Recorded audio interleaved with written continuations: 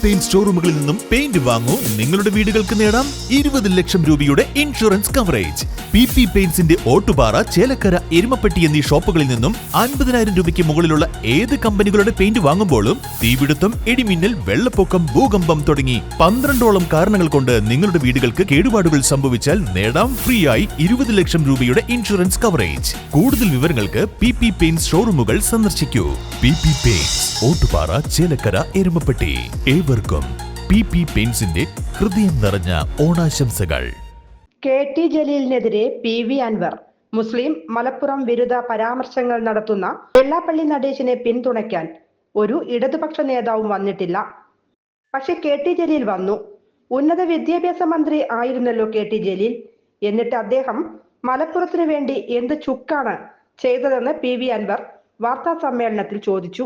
ഈ സമൂഹത്തിനും സമുദായത്തിനും വേണ്ടി ഒന്നും ചെയ്യാത്ത ആളാണ് KT ജലീൽ. ഖുർആൻ പൊക്കിപ്പിടിച്ച് നടക്കുന്നു. ഇതുപോലൊരു വഷളത്തരം വേറെയില്ല. ജലീലിന് ഭ്രാന്താണ്. ജലീൽ പറഞ്ഞത് വിശ്വസിക്കില്ല എന്ന് ഉറപ്പുള്ളത് കൊണ്ടാണ് ഖുർആൻ കൊണ്ടുവരുന്നത്.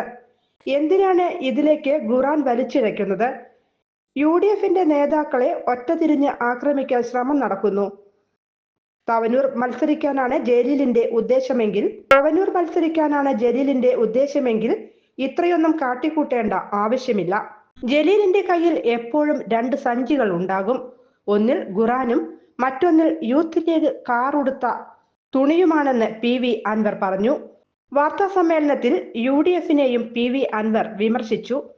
പ്രതിപക്ഷ നേതാവ് VD സതീശനെ ഒറ്റതിരിഞ്ഞ് ആക്രമിക്കുകയാണ് CPIM. അതിനെ പ്രതിരോധിക്കാൻ UDFിലെ ഒരു മുതിർന്ന നേതാവും തയ്യാറാകുന്നില്ലെന്നും അദ്ദേഹം പറഞ്ഞു. News desk anytime news. കൂടുതൽ വാർത്തകൾക്ക് ഞങ്ങളുടെ ചാനൽ സബ്സ്ക്രൈബ് ചെയ്യുക. ഫേസ്ബുക്ക് ഫോളോ അപ്പ് ചെയ്യുക. വാർത്തകൾ വേഗത്തിലറിയാൻ എനിടൈം ന്യൂസ്.